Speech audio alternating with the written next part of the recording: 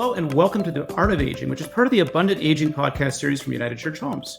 On this show, we look at what it means to age in America and in other places around the world with positive and empowering conversations that challenge, encourage, and inspire all to age with abundance. And today, I am super excited to have Keren Etkin on the show today. Keren is, I call her one of the OGs in the age tech and the longevity tech space. She is a gerontologist. She is a technologist. She and her team have year over year done the legwork to compile an annual map of key players in age tech by category, which is, again, something I know is not. I don't just look forward to that. Many in our space look forward to that. Keren is also the founder of AgeLab IL, which is an interdisciplinary R&D center at Shankar College for Design, Engineering, and Art. She advises early age tech startups and elder care organizations looking to bring innovation to their organizations, both one-on-one and through her own Age Tech Academy. Keren is a gerontologist and migrated this background with technology to redefine her career as a gerontologist. She has held executive leadership roles at Intuition Robotics and was a co-founder of Sensei.ai, an AI-based solution for remote care monitoring. She's a frequent keynote speaker on the subject of aging and technology and is the author, as I said, of The Age Tech Revolution.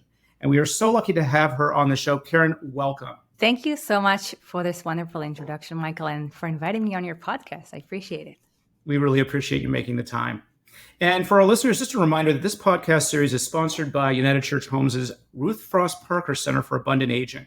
To learn more about the center and our annual symposium in October, please visit unitedchurchhomes.org/Parker-Center. So Keren, I got to ask you right off the bat, we don't have enough gerontologists here in the United States. You know, it seems to be a practice that we try to convince people to enter into, but I don't think you needed convincing to be. What led you into your work with older adults? So I was lucky to grow up very close to my grandparents, both geographically and a number of times I saw them per week was quite frequent. And I feel like that is sort of what drew me to this occupation. I realized that I really enjoyed interacting and spending time with older adults, and B, the population is aging. And so I would definitely have a job if I went into this space. So that was like what drew me in. Yeah, that's the thing. I always say that I think there's very few things in this world that are predictive of future demand as maybe aging and climate change. And, for me, I think I parallel that I've always enjoyed relationships with people both old and young. And I think it's a little bit selfish, looking at, how we ourselves will age and trying to imagine a better world for us and our peers. But in terms of technology, were you always tech savvy? I mean, how did you start connecting the possibilities that technology offer with the needs of people as they age? So I always enjoyed fiddling with new gadgets and trying out new technology for myself. And when I got into this space, I started my career in community services for the older population in nonprofits. I realized that there were so many challenges that we were trying to tackle on a daily basis, but we simply didn't have enough staff to tackle them. And we certainly didn't have the financial resources. And I realized very early on in my career that technology was something that if we had at our disposal, we could definitely scale it and just provide more services to more people. And so when I got the offer to join Intuition Robotics as their first employee, I immediately jumped at it because I realized that we had the opportunity here to tackle the specific challenge of loneliness and social isolation at scale, which I couldn't really do at any of my previous jobs. And so that is sort of what drew me in. And during my time at the company, I had realized that we were actually part of an ecosystem with hundreds of startups. Now it's already thousands of startups that were using some of the most cutting edge technologies out there to tackle the challenges of aging. And that's sort of what led me to create the first version of the Age Tech Market Map, which has sort of become an annual thing since then. Yeah, and I love the Age Tech Market Map. But I'm interested, with your training in gerontology, I guess maybe a two-part question. First of all, is training in that field, is it primarily a clinical practice? And if so, did you start looking at technology more through the lens of a clinical standpoint? It's a great question. So here in Israel, our training was sort of a semi-academic, semi-clinical. So most of my fellow students who went to school with me were already working in the field as social workers, for example. And I was one of the only ones who was working in the field with no like professional training. And so it was very important for me to get a gerontology degree. And so part of our studies was training was purely academic, and part of it was clinical, going out into the field and sort of getting like an internship or an apprenticeship at a senior living facility, for example. You had multiple options. And so I feel like this is one of very few fields in academia where you can get a degree that is very, very practical and really has a strong connection to the field, because many of the people that I learned from, like many of my professors at the university, had decades of experience working in the aging industry. And so many of my classmates also already had held senior roles because that was a master's degree. And I felt very, very fortunate to be able to learn in that sort of environment. What I think is unique about geriatrics is, and I'm gonna steal a line from Victor Wang, one of our previous guests, who said, and Victor runs, Care.Coach, which is an AI startup. I think past a startup at this point. Congrats to Victor. But if I'm a cardiologist, I know everything about the heart. If I'm in geriatrics, I tend to know everything about complexity. And it just seems that in your training, you have the opportunity to see the kind of the marriage of all these different influences on wellness, whether it be clinical or functional or behavioral. And is that true? And has that tended to shape your view of what's good and bad when it comes to the world of technology? It's an interesting question. I feel like, since gerontology is sort of a social science, it tends to be softer, certainly compared to like math and physics. And so I don't feel like there is right or wrong. I feel like there are trends that we need to be aware of. And there are obviously, when you look at technology design and user experience design, you have like these general guidelines. You have like these do's and don'ts of what is considered a good user experience and what is considered a bad user experience. But when I look at it as a gerontologist, I don't really view it that way. That's when I want to look at user experience, I usually take my product manager hat, and that is sort of what helps me look through that lens. Yeah, I guess that sort of speaks to the principles of universal design or design thinking, where you really have to kind of look at things through the lens of the end user and how they operate and engage with things. But when you look at the market maps that you put together, I mean, you're keeping track of a lot of stuff. And I guess, I've heard that you can look at this world, both in terms of what we call age tech and longevity tech. Do you see a split there? I mean, how do you see the difference between age tech and longevity, or is it just the same thing?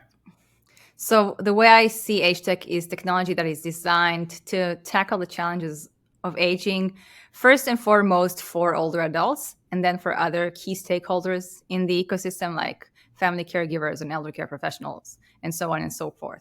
And when I look at longevity tech, I mostly view it from the like biological angle of longevity related, like life extension treatments and therapies, which I feel serve younger people more than they could serve someone in their 80s or 90s.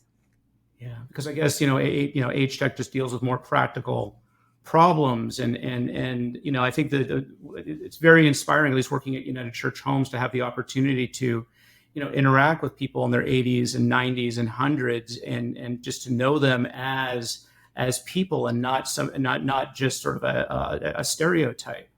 And people need real solutions to real problems that they're facing. So it must be satisfying to kind of be in this world of age tech, especially with your background in gerontology, and try and make that connection between the promise of the technology and the benefit that it can offer in a real humanistic way to people that may be facing it.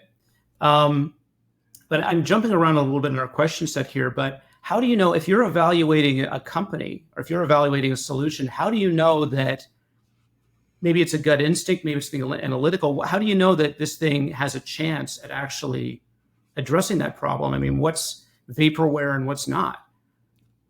It's a great question. And I would love you to answer that as well, because you get to evaluate lots of technologies too. And so first and foremost, I look at whether the technology is solving a real problem or whether it's fancy technology looking for a problem, which you see sometimes. And then I look at sort of how founded is it? How have the founders and the product managers of that company approached the problem? How many user interviews they've done? How many user experiments they've run? Whether or not they currently have a running beta plan in which they get constant feedback from users. Those, to me, are all signals. Yeah, I guess what I'm curious about is really you have the promise of age tech to address these problems that people are facing, 80s, 90s, 100s. But how do you know if that solution's real? How do you know if it really does have that promise? What do you look for? So first and foremost, I look for what problem it is trying to solve, and whether it is a big and really painful problem or it's like a nice to have. And also, I always ask people when they're building age tech products whether they have done user interviews and whether they currently have any ongoing user testing program or a beta program in which they get ongoing constant feedback, and really include older adults or any other stakeholder in the design process. To me, that is the best signal that they will eventually get to where they need to be in terms of a product that actually brings value to people and actually solves a real problem. Because unfortunately, sometimes you would meet someone who just had an idea or just had an idea talking to their parents or grandparents, and they just went and built something without actually talking to anyone else. And that, to me, is a red flag. But I want to turn it back to you, Michael. Like, what's your take on this? Because you have evaluated plenty of startups year over year. Yeah, I know. I appreciate you asking me, but yeah, I mean, I think what stands out for me is, I look at it through the lens of a senior housing provider, a home care provider, an aging services provider, and everything that we do, involves workflows and involves at the end of the day, we excel in our industry when we are human and we can make those human connections, because only by building that trust can you get to the layers that really make up one's motivation. And if you don't know what motivates somebody, then they're never going to be adherent. They're never going to be that pathway towards health and wellness is kind of stymied a little bit. So when I see people present solutions to me, quite frankly, I think it's easy to point out those that have followed that human-centered development path, because usually the UX is a lot simpler and more intuitive, and they know the top three issues, the top three workflow problems that we have, and they're very clearly able to explain how they have designed the experience of their solution to make that workflow easier or to make that data richer.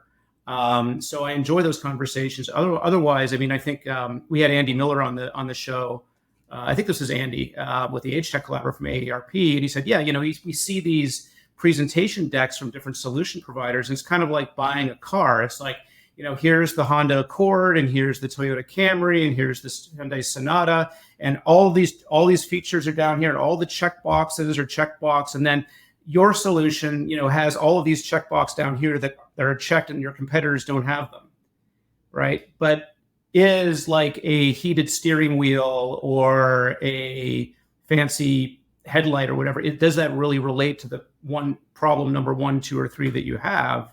And so I just tend to kind of maybe gloss over a little bit when I get presentations like that. I don't know if you see similar things, because you must have people come to you all the time. Yeah, I actually get to quite a few decks in my inbox year over year, and you're right. It is about workflows, especially if you're selling B2B, and it's not. It's I feel like it's never about technology. It's never about having a better sensor in your whatever it is you're making than your competitors. It's about making life easier for your users, and they don't really care what technology drives your product if it's working and it's doing what it's Exactly. supposed to do. Exactly. And I think, that I often find that when we come into, solutions with hardware, where, there's a gizmo out there that can do a lot of terrific things, but, we've done analysis on our end where we would do, we would put a solution in place to solve a problem that we have. And we would always go into it with an ROI calculation. I want to know, tangibly, how is this thing going to help? And by the way, in that ROI calculation, it's not just dollars, it's also, things like time savings, it's adding value to the relationship. And by the way, the feedback is also gut feel. We really do trust our workforce in telling us something works or not. I mean, the best example I have are the intuition robotics pets that we use in dementia care, because I don't know how it makes people less agitated or better sleepers, whatever. I just know they just say it works, and that's great. But we can have solutions come in, and it can, on paper, have that ROI.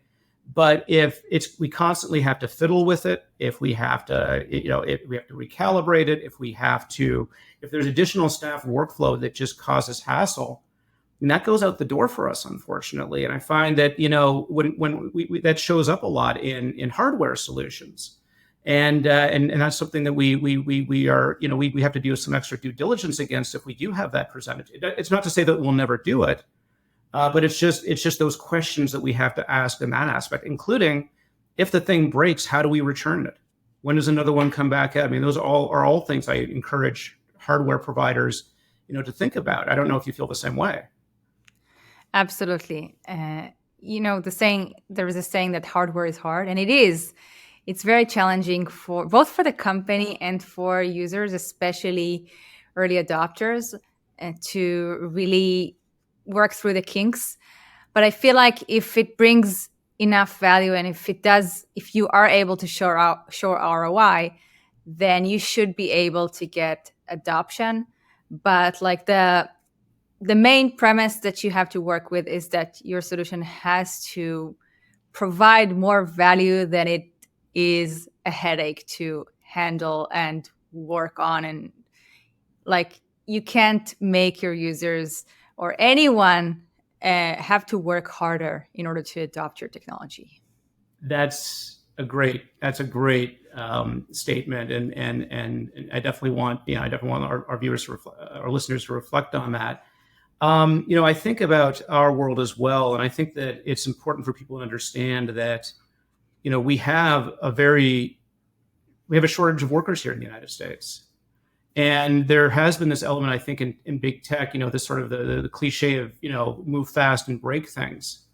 When you're that sort of a mindset, I think people are a little bit shocked to find that maybe the cycles are slower, or that, we have to work longer to get buy-in, or I mean, what sort of particularities have you found maybe in the senior living or in the age tech space that may be a little bit different from, somebody that just wants to do any other type of technology?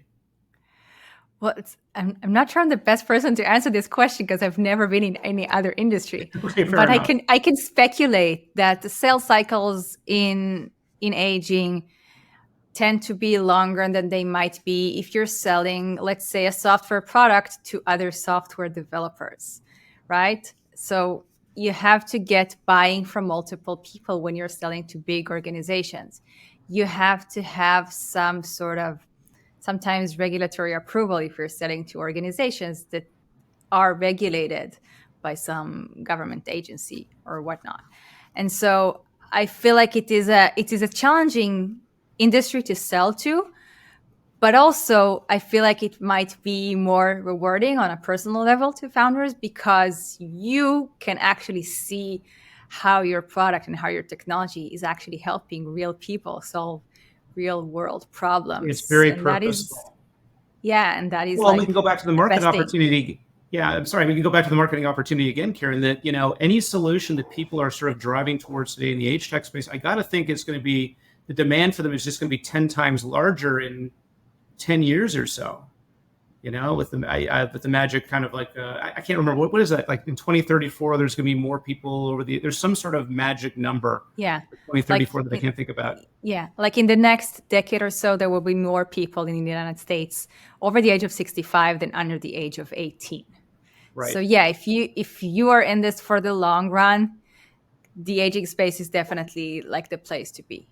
Yeah. And I think that the foundations that you build in the age tech space now, will give you an edge over when the big companies start seeing and looking at this space. I mean, just because that 2034 date is 10 years out, and I think really big companies that can afford to hire futurists and people like that are probably looking 10 years out.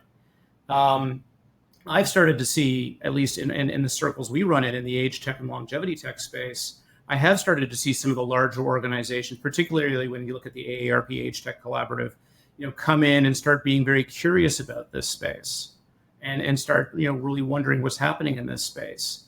And that's when I think anybody that's in the space now is going to become even more incredibly valuable, because they're going to have all of this experience, not just learning about older people and their use of age tech, but just the different market channels and the ins and outs of the regulatory and all of those things. Yeah, 100%. And the big companies out there are already looking into this space. If you look at the Amazons and the Apples and Googles of the world, they're already looking into this space. They're already taking action to grab some share of the market with some product or some acquisition or some investment. And the disadvantage that they have is that they're just huge companies. It takes them a long time to move things, and it takes them a long time to launch and to ship new products to new markets. And so that's where startups, I feel, have like the upper hand right now. And also, I mean, if we look at the buyer space, they're definitely everyone who has a large client base of older clients, for example, insurance company, they're all like actively looking for startups to work with, to pilot, to acquire. So it's already happening. It's not on the news if you're not following the type of news that you and I are following, but it's already happening for sure. Well, is that the biggest opportunity in age tech right now, Karen? Is it insurance? Is it health insurance? Is that like the 1,000-pound gorilla in terms of opportunity, or are there other things that you think people should be paying attention to? So the probably the biggest buyers right now are probably healthcare providers, simply because, and also insurance companies, simply because they can see ROI, or it might be easier for them to show ROI if you're like in the preventive health space, for example. It's very easy to show ROI in those types of spaces. But the holy grail, what everyone, or what a lot of startups want to do, is like do sell direct to consumer, right? Because that is like the huge share of the market. But that is also really, really expensive and difficult to crack, right? For a startup that doesn't have hundreds of millions of dollars in funding. Yeah, I always like to tell startups that definitely start by doing, do Google ads, do consumer directed outreach, see if consumers will buy your product, because even if it turns out to be the B2B, and most of the time B2B seems to be the better path, you'll at least have the experience of knowing how to talk about your product to consumers and convincing them. But I always just run up to a wall here, at least. We live in Western societies. Aging is not something that people generally look forward to. And, the consumer market just really is all about, it just seems that you have to convince people to eat their vegetables, or it's only something that happens, after a crisis happens. And then you have to sort of, quickly navigate that space. But if I go back to our idea about what longevity technology is all about, I understand the lens around, you know, looking younger for longer, and things like that. But I wonder what you think about aging trends in general. And what I mean about that is that we keep hearing that, our generation, or our children's generation, our children's children's generation, they not only will live longer, but they're going to have more healthy years. And more healthy years, that seems to create, these new opportunities for, like, third act or fourth acts of life in the world of work and the world of connection. Do you see kind of an emergence in that thinking, or sorry, I guess, is that a foundational premise of longevity technology? And do you sort of are you seeing this emergence of technology solutions that may go beyond just looking younger longer, but may think more about what do you do with those extra healthy years? So that is, in my opinion, like probably one of the biggest untapped opportunities, really helping people take advantage of this new act of life that they now have, that their grandparents and the great grandparents never thought that they could have, right? So we already see it in like the baby boomer generation, that people not only live longer but have more healthy years, and they start thinking about like the second or third act in their career. Many baby boomers are launching new businesses, right, becoming boomerpreneurs. And so we already start seeing like that this is a trend.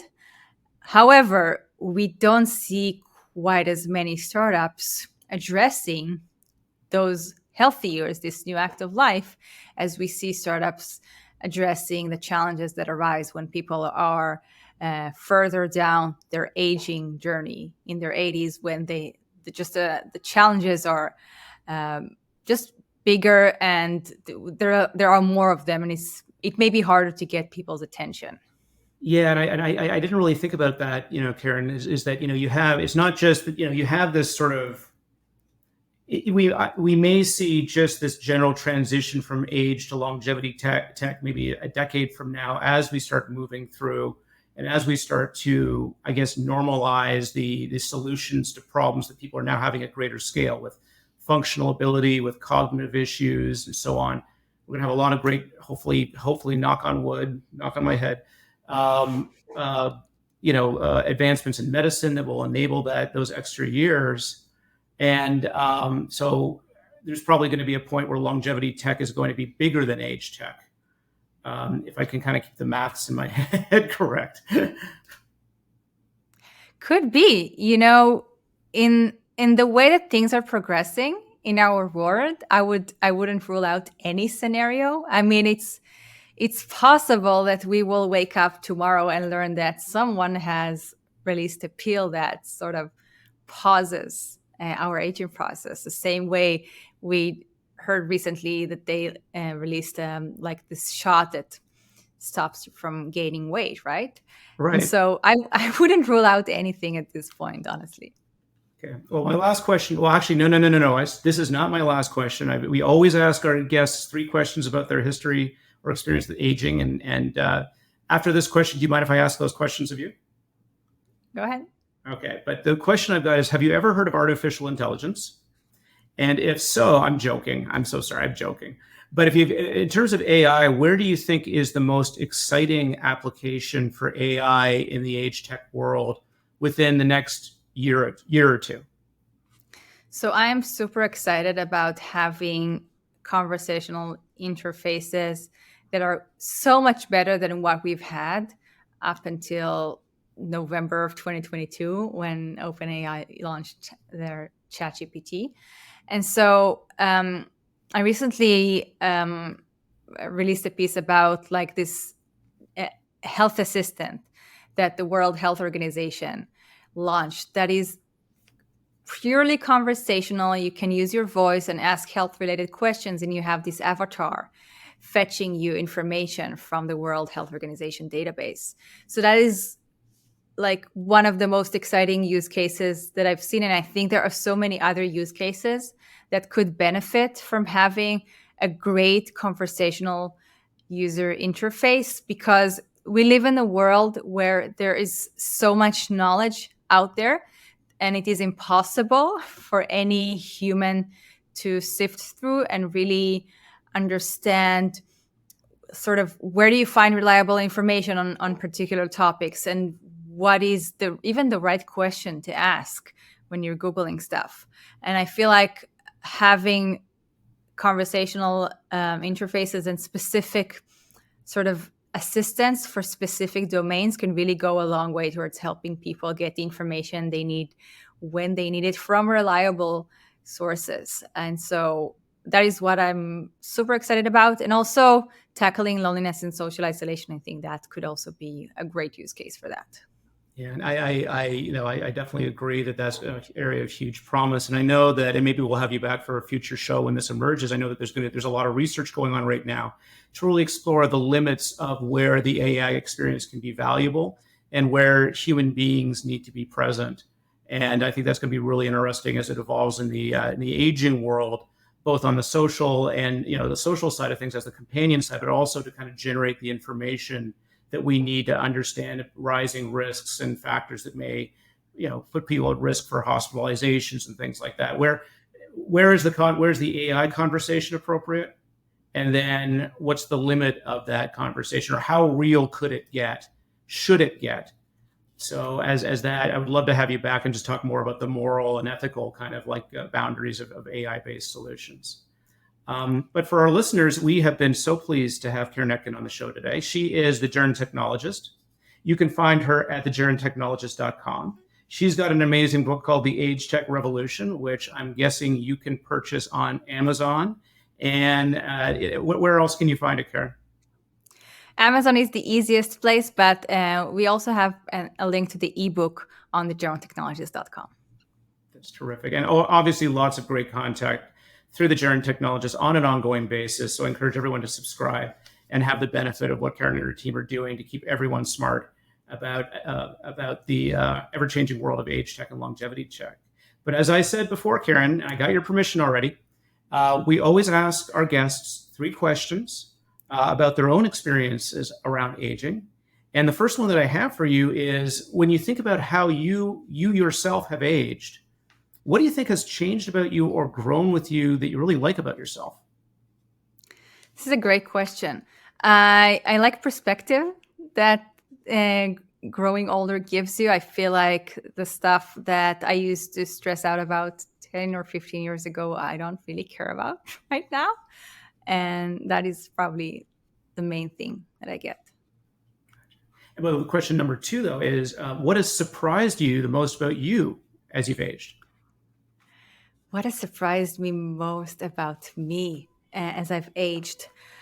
I guess it comes back to my first answer. Like the stuff that I thought I would really care about at this point in my life, I don't quite care about at all. And it must just feel so good to know that you're kind of letting those things go, right? For sure. Yeah. Yeah. Oh, well, the third one, though, and I suspect you have an answer here. Is there someone that you've met or someone that's been in your life that has set a good example for you in aging? Someone that inspires you to, as we say at United Church Homes, age with abundance? Oh, that is so easy. My grandmother, who is 90 years old, she is the person that inspires me the most. She has such a positive attitude towards life, and she's always happy. She's always full of gratitude to what she has, and she sort of doesn't stress about the things that she may not have anymore because she's 90 years old. And so she's like my inspiration to life, and I wish I could have her until I'm 120 years old, at least. Oh, that's amazing. And may we all be as chill as your grandmother, as we age. She sounds like a really great inspiration. And so are you, Keren. I mean, I really appreciate you making the time to be on the podcast today. But most of all, I want to thank our listeners. Thank you for listening to this episode of The Art of Aging, and also for putting up with my allergy voice, by the way, which is part of the Abundant Aging podcast series from United Church Homes. And we want to hear from you. What intrigues you about the age tech space? Have you found a cool gadget or gizmo or technology solution that has really helped you in your aging journey or the journey of somebody that you've loved? Are you an age tech entrepreneur and you want to tell everybody how great your solution is? Let's hear from you. Visit us at abundantagingpodcast.com. You can also give us feedback when you visit the Ruth Frost Parker Center website at www.unitedchurchhomes.org/Parker-Center. Thanks for listening, everyone. We will see you next time.